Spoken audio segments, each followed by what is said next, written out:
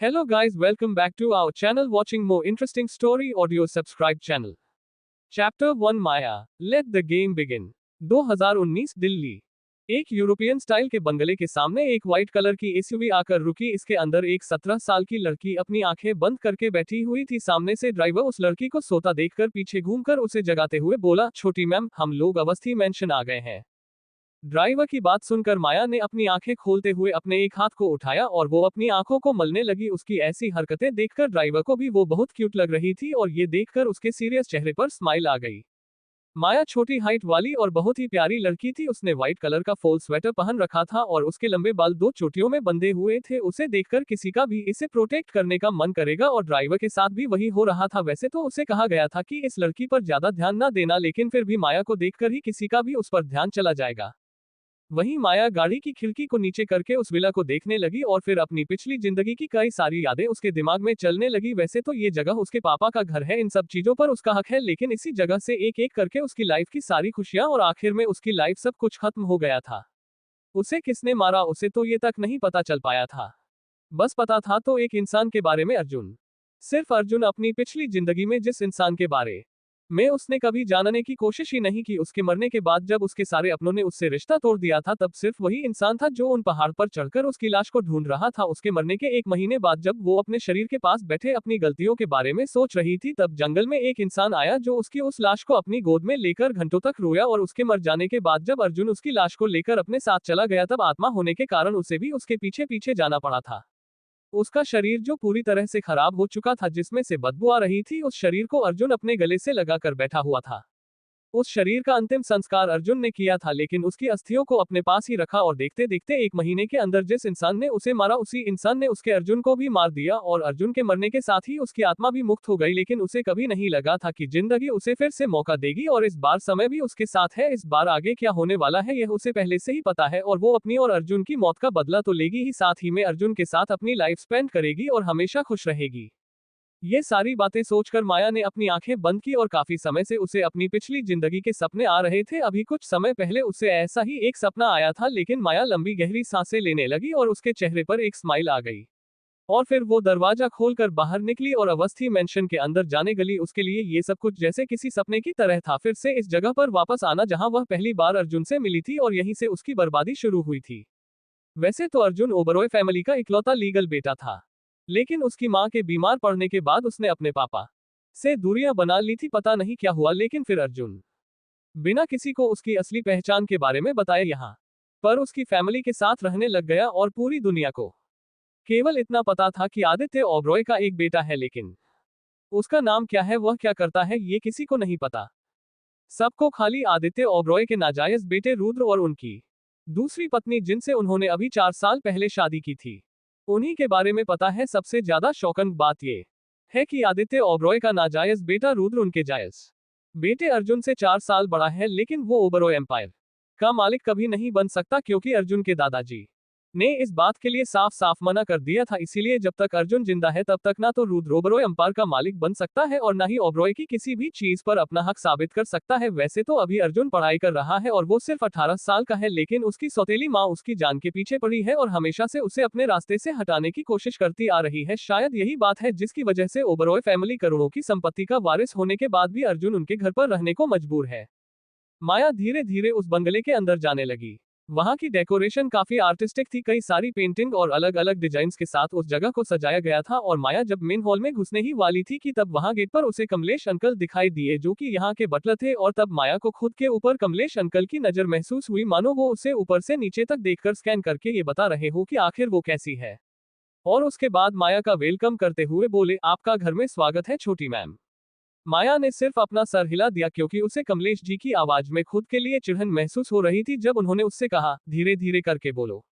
Hall के अंदर आते ही माया की नजर अंदर आते हुए कुछ पेंटिंग्स में पड़ी। उसकी नजर को उन तस्वीरों पर पड़ते हुए देख बटलर साहब बोले, इन सारी तस्वीरों को छोटे साहब ने बनाया है मैम। सिर्फ 8 साल की उम्र में नेशनल लेवल पेंटिंग कंपटीशन जो कि मिस्टिक आई ने रखा था, उसे जीता है हमारे छोटे साहब ने। वैसे आप तो इतने सालों से पहाड़ों में रही है, इसीलिए आपको पता नहीं होगा मिस्टिक आई कौन है, लेकिन मिस्टिक आई एक बहुत बड़ा पेंटर है जिसकी पेंटिंग्स के चर्चे तो विदेश में भी फैले हुए हैं। हर कोई उसकी एक पेंटिंग को खरीदने के लिए करोड़ों खर्च कर सकता है।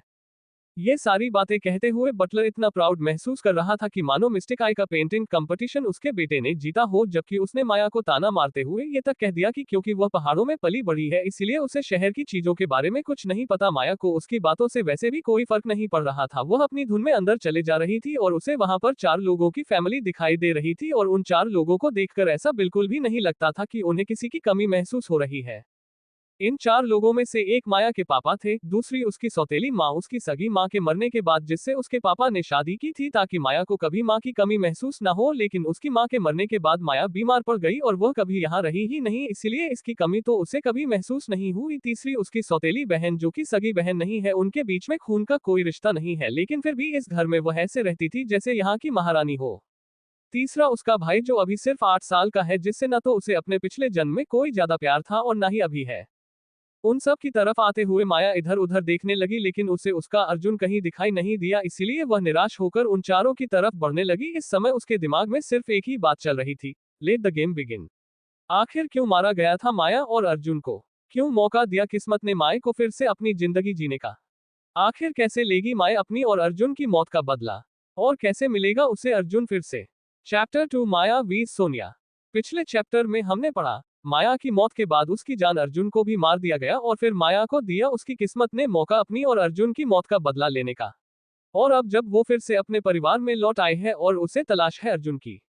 वैसे तो माया सब कुछ जानती थी, लेकिन ये पहचान उसकी पिछली जिंदगी से जुड़ी हुई थी, इसीलिए जब बटलर ने सबको इंट्रोड्यूस किया तब माया ने अपना सिर हिलाया और एक क्यूट सी स्माइल के साथ बटलर की तरफ देखा। इतने समय से जो बटलर उसे शहर में परवरिश न होने के लिए ताने सुना रहा था, उसे माया की अपनी प्यारी सी स्माइल देखकर अच्छा नहीं लग रहा था, इसलिए वो उससे थोड़ी दूरी में खड़ा हो गया। माया क्योंकि उन लोगों से थोड़ी दूरी पर खड़ी थी इसलिए किसी की भी नजर उस पर नहीं पड़ती, लेकिन माया उन सबको बड़ी आसानी से देख पा रही थी और इस समय वो उस लड़की को देख रही थी जो कि उससे 3 साल बड़ी थी और इस समय उसके पापा के पास बैठकर उसे हंस हंस कर बातें कर रही थी और उसके पापा भी उससे बातें कर रहे थे। तब उनके भी चेहरे पर एक स्माइल थी। इन दोनों को देखकर ऐसा महसूस हो रहा था मानो बायोलॉजिकल बेटी और बाप हो। तभी उसकी सौतेली माँ दृष्टि की नजर उस पर पड़ी और वह बड़ी ही प्यारी स्माइल देकर अपना सिर ऊंचा कर उसकी तरफ देखते हुए बोली, माया बेटा आ गई, तुम आओ हमारे पास आओ। उसकी आवाज सुनकर माया उनकी तरफ एक प्यारी सी स्माइल के साथ बढ़ी और माया को अपनी तरफ आता देख माया के पापा रौनक अवस्थी उसे हैरानी से एकटक देखे जा रहे थे और फिर उन्होंने झट से सोनिया का हाथ हटाया और उससे दूर हो गए, लेकिन अभी भी उनकी नजरें सामने खड़ी लड़की यानी माया को देखकर उन्हें समझ ही नहीं आ रहा था कि वो खुश हो या हैरान, लेकिन उसे देख उन्हें जो खुशी हो रही थी वो उनकी मुस्कान से साफ झलक रही थी। और फिर वो वहां से उठकर माया की तरफ आए और उन्होंने उसके हाथ में जो बैग था उसे हटाकर वहीं बगल में रखी चेयर पर रख दिया और फिर उसे नम आंखों से घाट से गले लगा लिया, लेकिन वो इतने हैरान थे कि उसे देखने के बाद उनके मुंह से एक लफ्ज तक नहीं निकला, क्योंकि जब वो माया से दूर हुए थे तब वो सिर्फ 2 साल की थी और आज पूरे 15 साल बाद उनकी प्यारी बेटी उनके सामने आकर इस तरह खड़ी हो गई थी। माया एक बार के लिए तो चौंक गई, लेकिन अपने पापा की बाहों को अपने इर्द गिर्द महसूस करके उसकी भी आंखें नम हो गई थी। उसे लगा था कि अब तक इतने सारे हादसे होने के बाद उसे इन सब चीजों से फर्क नहीं पड़ता और वह अपने जज्बातों को बड़ी आसानी से छुपा सकती थी, लेकिन उसका सोचना कितना गलत था। अब उसे पता चल रहा था कि उसके पापा उससे सच में प्यार करते थे। अर्जुन के बाद अगर किसी ने उससे बिना किसी भावना के निस्वार्थ प्रेम किया था तो सिर्फ उसके पापा थे। माया अपने आंसुओं को काबू करते हुए रौनक जी की पकड़ से खुद को छुड़ाकर उनके चेहरे की तरफ देखने लगी। उनकी आंखों से इस समय आंसू बह रहे थे। अपने हाथों से उनके आंसू पोंछ माया ने अपना सिर हिलाते हुए एक प्यारी सी मुस्कान के साथ कहा, पापा आपको रोने की कोई जरूरत नहीं है, मैं हूं ना। और देखो अब तो मैं वापस आ गई हूं, अब मैं आपको छोड़कर कभी कहीं नहीं जाऊंगी। अपनी बेटी की इतनी प्यारी बातों को सुनकर रौनक जी ने अपना सर हाँ में हिल दिया। वहीं पीछे खड़ी सोनिया ये सब देखकर गुस्से भरी आंखों से माया की तरफ देख रही थी। पहले तो जब रौनक जी ने अचानक उसे अपने आप से दूर किया तो वो चौंक गई थी, लेकिन जब उसने सामने खड़ी माया को देखा तो वो समझ गई थी कि उन्होंने ऐसा क्यों किया। और फिर उसने गुस्से से अपनी मां की तरफ देखते हुए कुछ इशारा किया। आखिर उसका भी तो हक है अपने पापा के प्यार पर। और फिर दृष्टि ने अपनी बेटी का इशारा पाते ही अपने पहले गुस्से से भरे चेहरे पर एक हल्की सी स्माइल लाए और रौनक जी और माया की तरफ देखते हुए बोली, रौनक जी माया को थोड़ी ना कहीं और जाना है, अब तो यही रहने वाली है, आपको इस तरह से पकड़कर खड़े रहने की कोई जरूरत नहीं है उससे। अभी अभी बेचारी इतनी दूर से आई है, थक गई होगी, आखिर उसे गाड़ी में आने जाने की आदत जो नहीं है। रौनक जी को दृष्टि की बातें सही लग रही थी, क्योंकि माया सच में बचपन से ही बीमार रहती थी। प्रीमेच्योर बेबी होने के कारण माया की तबीयत हमेशा ही खराब रहती थी, आए दिन उसे हॉस्पिटल में एडमिट करना पड़ता था। एक समय था ऐसा आया था जब रौनक जी को लगा था कि वह अपनी पत्नी की इकलौती निशानी को भी खो देंगे। तब माया के नाना जी अपने एक डॉक्टर दोस्त जो कि एक बहुत बड़े न्यूरोलॉजिस्ट हैं और इस समय आयुर्वेदिक मेडिसिन पर काफी रिसर्च कर रहे हैं, उनके पास माया को भेजना पड़ा। वैसे तो रौनक जी को ये बिल्कुल अच्छा नहीं लगा था, लेकिन माया की बिगड़ती हालत उनसे देखी नहीं जा रही थी, इसीलिए उन्होंने इस बात के लिए हाँ कर दिया था, जिसके बाद माया उनके साथ रहने के लिए उनके फार्म हाउस जहां पर इस समय वो अपनी रिसर्च कर रहे थे वहां चली गई। उसके बाद रौनक जी ने कई बार वहां जाने की कोशिश की, लेकिन बीते 15 सालों में सिर्फ 8 से 9 बार ही वो माया से मिल पाए, क्योंकि माया के डॉक्टर नाना को उनकी रिसर्च में और उनके लैब के आसपास किसी भी अनजान इंसान का आना जाना पसंद नहीं था। यही कारण था कि उन्हें हमेशा बड़ा गिल्टी फील होता था आखिर अपने खुद की बीमार बेटी से ना मिल पाना, उसके बाद उसे इस तरह से शहर की लग्जरी से दूर पहाड़ों में मुश्किलें देखने के लिए छोड़ देना, ये सारी चीजें उन्हें एक बोझ की तरह लगती थी।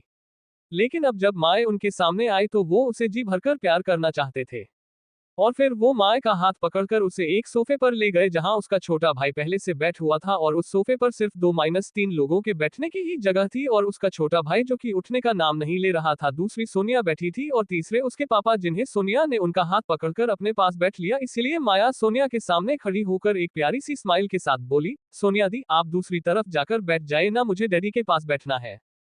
सोनिया जो उस समय माया को गुस्से से घूर रही थी, क्योंकि माया की बड़ी बड़ी आंखें दूध से भी ज्यादा गोरी चमड़ी, छोटी सी नाक और गुलाबी होंठ बड़ी प्यारी स्माइल से सजे हुए थे। उसके लंबे काले घने बाल स्ट्रॉबेरी हेयरपिन के सहारे बांधे हुए थे, नीचे से पूरे खुले हुए उसके कमर तक आ रहे थे। उसकी सुंदरता और उसकी आंखों में वो मासूमियत, ये सारी चीजें उसे सबसे अलग और सुंदर दिखा रही थी कि सोनिया को उसके चेहरे पर अपने नाखूनों से नोचने का मन कर रहा था। लेकिन जब उसकी नजर उसके पुराने से कपड़ों पर पड़ी, जिन्हें देखकर ऐसा लग रहा था जैसे किसी स्टॉल से लिए गए हैं, वो मन ही मन हंसते हुए बोली, अभी तो तुम मुझे यहाँ से उठा रही हो, लेकिन एक समय ऐसा आएगा ना जब मैं तुम्हें घर से धक्के मारकर बाहर निकालूंगी। आखिर तुम्हारे जैसे गंवार के पास ये सब कैसे हो सकता है, और वैसे भी डैडी पर और तुम्हारी हर चीज पर सिर्फ मेरा हक है। इतना सोचकर सोनिया वहां से उठ गई और फिर एक झलक अपनी माँ की तरह देखने लगी। लेकिन दोनों माँ बेटी को इस बात का बिल्कुल भी अंदाजा नहीं था कि इतनी देर से इन दोनों के बीच जो आंखों से बातें हो रही थी, वो सारी बातें माया बड़ी आसानी से समझ पा रही थी, लेकिन वो इन दोनों को इग्नोर कर रही थी और अपने पापा से बातें करने लगी। लेकिन उन दोनों बाप बेटी को एक दूसरे में खोया देखकर दृष्टि को बिल्कुल अच्छा नहीं लग रहा था, इसलिए ना चाहते हुए भी मुस्कुराते हुए बोली, तुम अभी अभी आए हो ना, मेरे ख्याल से तुम्हें हम सबके बारे में कुछ जान लेना चाहिए। तुम्हारा जो छोटा भाई है उसका मिस्टिक आई के आर्ट कंपटीशन में फर्स्ट प्लेस आया है, इतनी छोटी एज होने के बाद भी। लेकिन इससे पहले कि दृष्टि आगे कुछ कहती, सिंगल सोफे पर बैठा वो 8 साल का आयुष बोल पड़ा, बस कर दीजिए मॉम, इसको कुछ समझ नहीं आएगा, इसको क्या पता मिस्टिक आई कौन है, इसने तो आज तक शायद उसका नाम भी नहीं सुना होगा, गवार कहीं की। ये सुनकर माया की आंखों में जो खुशी की चमक थी वो कुछ देर के लिए ठंडी पड़ गई, और फिर उसने एक नजर आयुष पर डाली। Chapter 3 lab number 12। माया की आंखें जो कुछ देर तक आयुष को घूरकर देख रही थी, उस समय माया की आंखें जिनमें अब तक मासूमियत नजर आती थी, अचानक नफरत और गुस्सा नजर आने लगा। और उसके ऐसे देखते हुए आयुष को ऐसा लग रहा था मानो कोई जोर से उसके गले को दबाने की कोशिश कर रहा हो, इसलिए उसने अपने गले पर हाथ रखते हुए कहा, ओ ये क्या हो रहा है मुझे अचानक। उसकी ये आवाज सुन उसकी मां दृष्टि ने उसकी तरफ देखा। इससे पहले कि आयुष उन्हें कुछ कहता, माया ने अपनी पलकें झपकाकर अपने गुस्से को शांत करने की कोशिश की, और अगले ही पल उसकी आंखों में वही मासूमियत नजर आने लगी, और आयुष को भी अब वैसा कुछ महसूस नहीं हो रहा था, इसलिए वो अपने गले पर हाथ फेरते हुए बोला, कुछ नहीं माँ, बस यूं ही।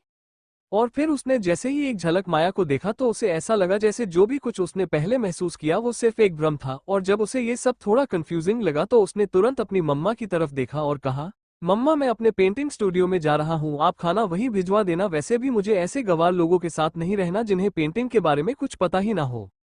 उसकी बात सुनकर रौनक जी गुस्से भरी आंखों से उसे देखने लगे, लेकिन इससे पहले कि वो कुछ कह पाते दृष्टि जी बोली, बेटा ऐसे नहीं कहते, माया तुम्हारी बड़ी बहन है ना, अभी उसकी तो कोई गलती नहीं है कि वो पहाड़ों में पली बड़ी है जो शहर से हजारों किलोमीटर दूर है, तुम्हें उसके बारे में ऐसी बातें नहीं करनी चाहिए, चलो सॉरी बोलो। उसकी बात सुनकर आयुष कुछ नहीं बोला, बल्कि जीभ चिढ़ाते हुए जल्दी से ऊपर चला गया। ऊपर जाते जाते हो धीरे से बोला, मम्मा ने ही तो पहले कहा था इस लड़की को कुछ नहीं आता, वो एक नंबर की गवार है, लेकिन अब जब मैंने कहा तो सबको बुरा लग रहा है। लेकिन उसकी आंखों में देखकर मुझे पता नहीं क्या होने लगा था, थोड़ी देर के लिए तो बहुत डरावनी लग रही थी उसकी आंखें। उसे इस तरह से जाता देखकर रौनक जी को बिल्कुल अच्छा नहीं लग रहा था, और उनकी तरफ देखकर दृष्टि ये बात समझ चुकी थी, इसलिए इससे पहले कि वो कुछ बोलते वो खुद ही कहने लगी, सॉरी माया बेटा, मैं आयुष को इसके लिए पक्का अच्छे से डांट लगाऊंगी। उसकी बात सुनकर माया एक बार दृष्टि के चेहरे की तरफ देखने लगी, जिस पर इस समय दुनिया भर की ममता झलक रही थी, और इतनी अच्छी मुस्कान थी मानो जो बातें अभी उन्होंने कही बिल्कुल दिल से कही। अगर माया को पता नहीं होता कि इस औरत के कितने चेहरे हैं और इसके मन में उसके लिए कितनी नफरत भरी है, तो उसे पक्का लगता कि ये औरत बिल्कुल सीता सतवंती है। अपने पिछले जन्म में भी उसने यही गलती की थी, लेकिन अब सबकी असलियत उसे पहले से ही मालूम है। अपनी माँ की बात सुनकर सोनिया माया की तरफ देखकर मुंह बनाते हुए बोली, मम्मा अभी उसकी कोई गलती नहीं है, अभी आयुष थोड़ा छोटा है, उसे पता नहीं है कि किसके साथ कैसी बातें करनी है। उसे जो सच लगा उसने कह दिया, और फिर ये बात कोई गलत बात तो है नहीं कि उसे आने वाले एग्जीबिशन के लिए पेंटिंग बनानी है, इसीलिए वो काफी बिजी है। मुझे नहीं लगता इतनी छोटी सी बात के लिए सभी को उस पर गुस्सा करना चाहिए। वैसे तो सोनिया ने ये सारी बातें बड़े आराम से कही थी, जैसे वो माया और आयुष के बीच में झगड़ा नहीं चाहती थी, लेकिन माया को ये सारी बातें अच्छे से समझ में आ रही थी। सोनिया साफ साफ कह रही थी कि माया गंवार है, इसीलिए आयुष ने उसे गंवार कहा, इसलिए सच बोलने के लिए आयुष को डांट नहीं पनी चाहिए और माया को भी ये बातें एक्सेप्ट कर लेना चाहिए कि वो गंवार है। अपने बेटे के बारे में थोड़ी सी तारीफ सुनते ही दृष्टि से खुश होकर बोली, हाँ माया, तुम नहीं जानती, तुम यहाँ रहती नहीं हो, लेकिन एक बार मिस्टिक आई के एग्जीबिशन में आयुष की पेंटिंग सिलेक्ट हो गई ना, तो उसका फ्यूचर सेटल हो जाएगा और हो सकता है एक दिन वो मिस्टिक आई की तरह एक बहुत बड़ा पेंटर बन जाए। अपने बेटे की तारीफ करते हुए दृष्टि जी के चेहरे पर काफी गर्व झलक रहा था। ये सब सुनकर माया ने एक बार अपने पापा की तरफ देखा तो उनके चेहरे पर भी ये सब सुनकर हल्की सी स्माइल थी।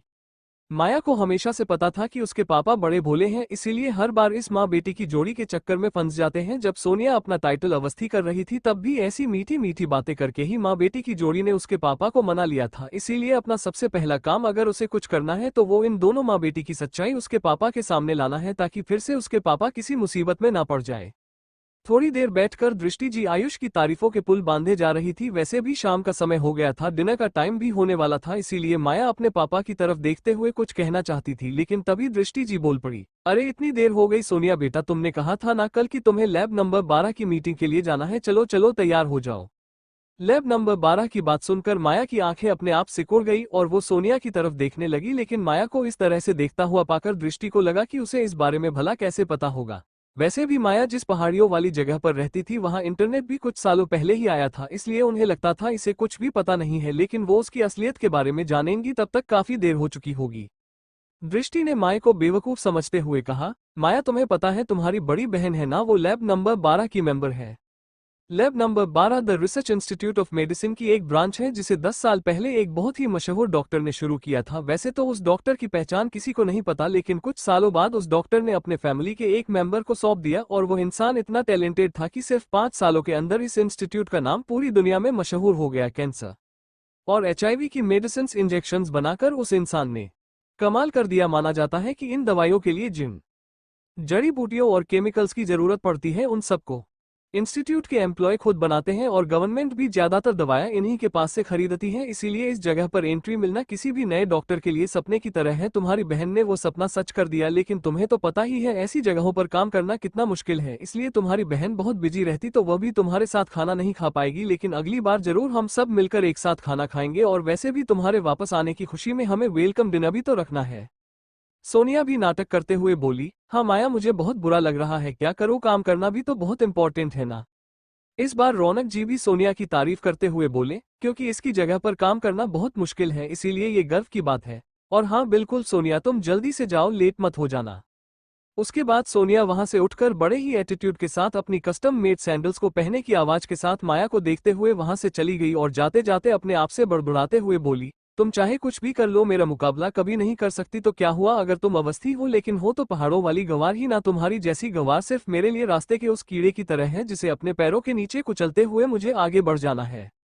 उसके वहां से जाते ही दृष्टि भी उठते हुए बोली, माया तुम्हें बुरा मानने की कोई जरूरत नहीं है, अगर सोनिया बिजी नहीं होती और आयुष को अपना काम पूरा नहीं करना होता तो वो दोनों तुम्हारे साथ जरूर बैठते, अब तुम तो आज ही आई हो, बिल्कुल फ्री हो।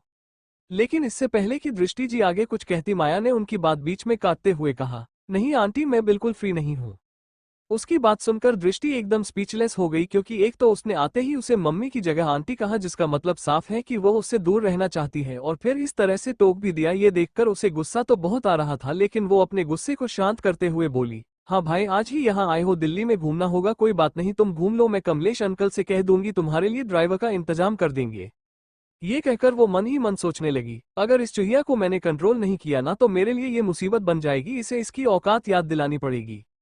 चैप्टर 4 अर्जुन से मुलाकात। माया को पता चल गया था कि दृष्टि उसे गलत समझ लिया, लेकिन वो दृष्टि को समझाना जरूरी नहीं समझती। आखिर समझाती भी तो क्या समझा पाती कि उसके पास टाइम नहीं है, क्योंकि उसे बदले का प्लान एग्जीक्यूट करना है। इसलिए वह दृष्टि को कोई जवाब नहीं देती, बल्कि अपने पापा को देखती उसके पापा से गाल पर प्यार से हाथ रखते हुए कहते हैं, रौनक जी बेटा, मैं चिंता करने की जरूरत नहीं है, अभी तुम हो ही कितनी बड़ी, अभी तुम्हें खाली अपनी तबीयत पर ध्यान देना है और दोबारा बीमार नहीं पड़ना, क्योंकि मैं तुम्हें खुद से दूर नहीं कर सकता। बाकी जब समय आएगा तब तुम्हें अपनी जिंदगी में बड़ा मुकाम हासिल करोगी। अपने पापा की यह बातें सुनकर माया को बहुत अच्छा लगता है। उसे एहसास हो जाता है अपने पापा के प्यार को ना समझकर दूसरे लोगों की बातों में आना ही उसकी सबसे बड़ी गलती, लेकिन अब ऐसी गलती वो कभी नहीं दोहराएगी। इस बार वो जलकर नहीं मरेगी, बल्कि अपने दुश्मनों को जलाएगी। रौनक जी अपनी बेटी को खोया देखकर उसकी हाथ को अपने हाथ में लेकर उसका ध्यान उन पर डालते हुए कहते हैं, रौनक जी वैसे बेटा तुम्हें पता है मैंने तुम्हारा एडमिशन इंपीरियल यूनिवर्सिटी में कराया है। तुमने पहले ही अपना 12 का एग्जाम दे दिया है, इसलिए मैंने तुम्हारा एडमिशन इस कॉलेज में कराया। दृष्टि जी इस बार भी बिना बोले रह नहीं पाती और बोलती है, दृष्टि बिल्कुल, तुम्हारे एडमिशन के लिए तुम्हारे पापा ने कई लाख रुपए खर्च कर दिए और बड़े ऑफिसर को रिक्वेस्ट भी की है, क्योंकि इंपीरियल कॉलेज इंडिया के बड़े कॉलेजों में से एक है। इसमें हर किसी का एडमिशन नहीं हो पाता, तुम काफी लकी हो। लेकिन माया दृष्टि जी की कोई बात नहीं सुनती, बल्कि इंपीरियल कॉलेज वाली बात सुनकर उसके चेहरे पर मुस्कान आ जाती, क्योंकि उसी कॉलेज में इस समय अर्जुन पढ़ रहा होता है। अगर आज वो घर पर है, जोर से नहीं मिल पाएगी तो कल कॉलेज में मिलेगी, लेकिन कल के कल अर्जुन से पक्का मिलेगी। वही उसके चेहरे पर ऐसी प्यारी सी मुस्कान देखकर दृष्टि जी अपनी नजरों में घृणा के साथ उसकी तरफ देखती है और सोचती है, दृष्टि बड़े कॉलेज का नाम सुना नहीं कि चेहरे पर ऐसी मुस्कान आ गई, मानो कौन सी जंग जीत ली हो। मैं भी देखती हूँ कि तुम कितने दिन अपनी ऐसी पढ़ाई के साथ उस कॉलेज में टिक पाती हो, क्योंकि कौवा चाहे कितना चिल्ला ले, कोयल की बराबरी नहीं कर सकता। माया, रौनक जी और दृष्टि खाना खाने के लिए जाने वाले होते कि तभी फिर से करवालो खुलने की आवाज आती है और एक हैंडसम सा 18 साल का लड़का उस जगह पर आता हुआ दिखाई देता है। उस लड़के को देखकर माया की सांसें थम जाती हैं। उसे तो लगा था कि वह उससे आज मिल ही नहीं पाएगी, लेकिन उसकी किस्मत तो देखो, आज का दिन पूरा होने से पहले ही उसे उसकी झलक दिख गई, जिसकी झलक देखने के लिए कितने सालों से इंतजार कर रही थी, उसके अर्जुन की झलक। वैसे तो ठंड थी, लेकिन अर्जुन ने सिर्फ एक टी शर्ट के ऊपर जाकर डाल रखी थी। उसका शरीर और बॉडी का स्ट्रक्चर काफी अच्छा था, भले ही अभी वह पतला हो, लेकिन उसकी लंबाई उसे आम टीनेजर से अलग बनाती थी। गोरे रंग का अर्जुन इस समय इतना हैंडसम था, माया को याद था कि जब वह 26 साल का हो गया था तब और भी कहीं ज्यादा हैंडसम था। बस उसके आसपास जो अनअप्रोचेबल हो रहा था वह किसी भी आम इंसान को उसके पास आने से रोक देता था। माया को पता था कि अर्जुन हमेशा से इंट्रोवर्ट था, उसे लोगों से मिलना जुलना पसंद नहीं था। ऐसा इसलिए नहीं था क्योंकि अर्जुन में घमंड था कि वो ओबरॉय एम्पायर का होने वाला मालिक है, बल्कि यह सब उसके दिल में घुली कड़वाहट के कारण था। छोटी सी उम्र में पापा का धोखा, माँ की बीमारी, फिर जान पर किया गया हमला और अपने परिवार से दूर रहना, इन सब चीजों के कारण अर्जुन ने खुद की आसपास एक ऐसी दीवार खड़ी कर रखी थी जिसे तोड़ पाना अब शायद खुद अर्जुन के बस में भी नहीं था। लेकिन फिर भी इस इंसान ने जब सब उसके खिलाफ थे तब उसका साथ दिया और उसके लिए अपनी जान तक दे दी है। इसीलिए दूसरों के लिए ये इंसान चाहे कितना भी खतरनाक हो, चाहे दूसरे इससे कितनी भी दूरी बनाए रखे, लेकिन माया के लिए तो यह वही इंसान है जिसके साथ वह अपनी पूरी जिंदगी बिताना चाहती है। उसकी पिछली जिंदगी में वो अर्जुन से ज्यादा मिली नहीं थी। जब भी वह लोग मिलते थे तो सिर्फ थोड़ी बहुत ही बातें होती थी। उसे कभी नहीं लगा था कि सिर्फ कुछ मुलाकातों में अर्जुन उसे अपना मान लेगा और उसके लिए अपने दीवारी गिरा देगा, के मन के अंधेरे को कम करने की कोशिश करेगा। इस बार अर्जुन का बहुत एहसान है माया पर, इन सारे एहसानों को माया उससे बेइंतहा प्यार करके चुकाएंगे। अर्जुन वहां बैठे किसी भी इंसान पर एक भी नजर नहीं डालता है और सीधा ऊपर अपने कमरे की तरफ बढ़ जाता, लेकिन रौनक जी उसे आवाज देते हैं, रौनक जी अर्जुन इधर आओ और माया से मिलो। दृष्टि जी को अर्जुन बिल्कुल पसंद नहीं था, क्योंकि उनके हिसाब से अर्जुन सिर्फ उनके यहाँ रहता था और खाता था, उस पर खाली हो के पैसे बर्बाद होते थे। बस इसलिए इस बार जब उन्होंने देखा कि अर्जुन रौनक जी की बात सुनकर रुक गया तब उसने उसे सख्त आवाज में कहा, दृष्टि रौनक जी ने जो कहा वह तुम्हें सुनाई नहीं दिया ना, अर्जुन इधर आओ और माया से मिलो। अर्जुन का चेहरा जो कि पहले एक्सप्रेशनलेस था उस पर इरिटेशन साफ साफ झलकने लगती है और वह घूमकर सोफे पर बैठे उन तीनों लोगों पर अपनी नजर डालता है। उस समय उसकी बुरी आंखें एक 17 साल की लड़की पर पड़ती है जिसमें बड़े सादे कपड़े पहने होते हैं, पिंक कलर का स्वेटर पहना होता है। उसका चेहरा देखकर साफ साफ झलक रहा होता है दुनिया की किसी भी तरह की तकलीफ और इस दुनिया में इंसानों के अंदर भरा जहर अभी तक उसके मासूम दिल को काला नहीं किया होता है। उसे देखते ही अर्जुन का मन करता है कि वह उस लड़की को सारी दुनिया से छुपा कर अपने पास रखे, लेकिन अपने मन के ऐसे ख्यालों को अर्जुन छटक देता है। Chapter 5 Bigg Boss. Maya Arjun को उम्मीद भरी नजरों से देखती है। उसे अर्जुन की आवाज सुननी होती है। उसे हमेशा से पता था कि अर्जुन बिल्कुल उसकी टाइप का है, लेकिन वह इतना अनअप्रोचेबल था कि उसके पास जाना भी बहुत मुश्किल था। लेकिन इस बार तो चाहे जमीन हट जाए आसमान गिर जाए, अर्जुन को उसका होना ही पड़ेगा। कोई भी उसके अर्जुन को उससे अलग नहीं कर सकता। अर्जुन को खुद की तरफ इस तरह से देखते हुए माया का दिल जोरों से धड़कने लगता है। उसे ऐसा लगता है जैसे उसके दिल के अंदर एक छोटा सा रैबिट हो। इस तरह से उसका दिल धक धक धक कर रहा होता है, लेकिन उसकी उम्मीद का कचरा हो जाता है जब अर्जुन सिर्फ उसकी तरफ देखते हुए अपना सिर हिलाकर ऊपर चला जाता है। उसके मन में बस एक ही बात चल रही। माया मन में बस एक नजर डाल लेता, मुस्कुरा देता, हेलो कह देता तो क्या चला जाता, इसका कोई बात नहीं, तुम्हारे मुंह से शब्द तो मैं बुलवाकर रहूंगी। अर्जुन के जाने के बाद दृष्टि से का फोन बजने लगता है और वह अपना फोन उठाकर किसी से बात करती है, फिर फोन काटकर माया की तरफ देखते हुए कहती है। दृष्टि, माया बेटा तुम उसकी बातों का बुरा मत मानना, वो अर्जुन है, तुम्हारे पापा उसको बिल्कुल अपने बेटे की तरह मानते हैं, इसीलिए घर में रखा है, वैसे तो अनाथ है इसीलिए इतना उखड़ा उखड़ा रहता है। वैसे रौनक जी, अगर आप भूल गई हो तो मैं आपको याद दिला दूं, हमें आयुष के साथ एक आर्ट इवेंट को अटेंड करने जाना है, हम लोग तो लेट हो रहा है तो मेरे ख्याल से हमें चलना चाहिए, वैसे भी अभी डिनर करने का टाइम ही कहाँ बचा है। जिस तरह से दृष्टि पूरे टाइम माया से बात कर रही थी मानो इस घर की मालकिन वो हो। रौनक जी को वैसे तो माया के साथ रहना था, लेकिन आयुष को इस इवेंट का काफी समय से इंतजार था, इसीलिए उन्होंने तय किया कि वह दृष्टि और आयुष के साथ इस इवेंट को अटेंड करने जाएंगे। इसीलिए उन्होंने अपनी बेटी के हाथ को अपने दोनों हाथों से पकड़ते हुए कहा। रौनक जी, माया बेटा मुझे तो जाना पड़ेगा, लेकिन तुम खाना खाकर सोना, और अगर तुम्हें कुछ पसंद ना आए ना तो फिर कमलेश से कह देना, वह तुम्हारे लिए दूसरा कुछ बनवा देगा, लेकिन हाँ भूखे पेट मत सोना, नहीं तो तुम फिर से बीमार हो जाओगी। और हाँ दादाजी के घर जाना है, तुम्हें पता है ना कल कौन सा दिन है। कल के दिन को याद करके माया के चेहरे पर मुस्कान आ जाती है और को हंसते हुए कहती है। माया, बिल्कुल मुझे अच्छे से याद है, कल दादू का बर्थडे है और मैंने उनके लिए गिफ्ट भी तैयार कर लिया है। दृष्टि, अच्छा बताओ क्या गिफ्ट तैयार किया है। माया, वह तो एक सरप्राइज है। ऐसा कहते हुए माया अपनी जीभ बाहर निकालकर एक क्यूट सी स्माइल देती है। रौनक जी बस उसे ही देख रहे होते हैं। उन्हें अपनी प्यारी बेटी के अंदर अपनी पहली पत्नी दिखाई देती है, वो पत्नी जिससे उन्होंने बेइंतहा प्यार किया था, जो कि बिल्कुल माया की तरह थी, बहुत सुंदर, बहुत मासूम, लेकिन शायद किस्मत को कुछ और ही मंजूर था। उनकी छोटी सी फैमिली माया की मां की मौत के बाद ही टूट गई। उन्होंने अपनी बेटी के लिए दूसरी शादी की, लेकिन उनकी बेटी भी उनसे दूर चली गई और अब उनके सर पर और लोगों की जिम्मेदारी है, इसलिए अपने प्यार की निशानी अपनी माया को वो उनका पूरा समय नहीं दे पा रहे हैं। ये सारी बातें सोचकर रौनक जी को कुछ खास अच्छा नहीं लगता और वह अपनी बेटी को दोनों गालों पर अपने हाथ रखकर उससे बिहार से बात करते हुए कहते हैं। रौनक जी, बेटा तुम तो बड़ी शरारती हो गई, लेकिन पापा को तुम्हारी सारी शरारती बहुत पसंद है और तुम्हारी मुस्कान भी, इसीलिए हमेशा मुस्कुराते रहो। दोनों बाप बेटी के बीच में इतना सारा प्यार देखकर और रौनक जी को माया की इतनी चिंता करता देखकर दृष्टि अपने दांत पीसने लगती है और धीरे धीरे सांसें लेकर खुद को शांत करते हुए कहती है। दृष्टि, माया मैंने इसीलिए पूछा क्योंकि कल की पार्टी बहुत बड़ी होने वाली है ना, अलग अलग फैमिली से तुम्हारे दादू के कई सारे गेस्ट आएंगे, इसलिए जो गिफ्ट तुम दे रही हो वह अवस्थी फैमिली की दूसरी बेटी के स्टेटस के हिसाब से होना चाहिए। उनकी ऐसी बातें सुनकर माया के चेहरे पर मुस्कान आ जाती है। दृष्टि जी को उसके चेहरे की मुस्कान के पीछे का मतलब समझ नहीं आता, लेकिन माया अपने मन में कहती है दूसरी बेटी। फिर अचानक से उसकी मुस्कान गायब हो जाती है और उसकी आंखों में बड़े बड़े आंसू आ जाते हैं, जो कभी भी गिर पड़े ऐसा लगता है। उसके गल लाल हो जाते हैं। अपने पापा की तरफ घूमकर उनके हाथों को अपने हाथ में लेकर कहती है। माया, डैडी आप बताए क्या मैं दादू को गिफ्ट देकर कोई गलती कर रहे हो, मुझे तो दादू को सिर्फ अपना दादू होने के लिए गिफ्ट देना था, अलग से सबसे दूर इतने साल मुझे रहना पड़ा, अब क्या मैं अपने दादा के साथ टाइम भी नहीं स्पेंड कर सकती। उसी तरह से उदास और रोता हुआ देखकर रौनक जी गुस्से भरी नजरों के साथ दृष्टि पर नजर डालते हैं और फिर माया की तरफ घूमकर उसे गले लगाते हुए कहते हैं। रौनक जी, नहीं बेटा तुम्हें जो करना है करो, वैसे भी इतने सालों के बाद तो अपने दादू से उनके बर्थडे पर मिलोगी, इससे बड़ा गिफ्ट उनके लिए और क्या होगा, आखिर तुम उनकी इकलौती परी हो। जिसके बाद माया के चेहरे पर मुस्कान आ जाती है और वह अपने पापा को जोर से गले लगाती है। वहीं फिर से उन दोनों की ऐसी हरकतें देखकर और रौनक जी के मुंह से इकलौता वर्ड सुनकर सृष्टि जी को बिल्कुल अच्छा नहीं लगता। दिखावटी बिच इतनी छोटी सी उम्र में इतनी अच्छी एक्टिंग करनी आती है, इसे पाथेटिक गवार।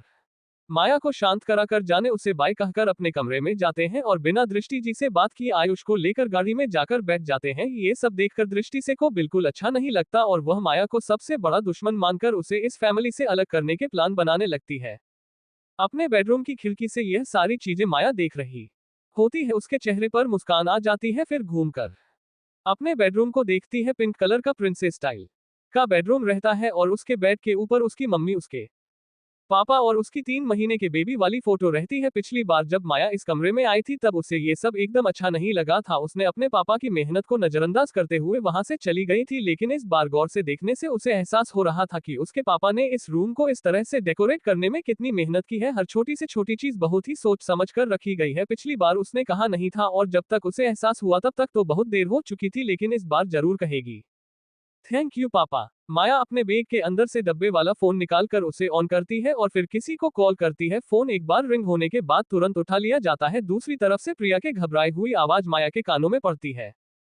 प्रिया, तुम शैतान लड़की, तुम दिल्ली पहुंच गई लेकिन मुझे कॉल नहीं किया नहीं।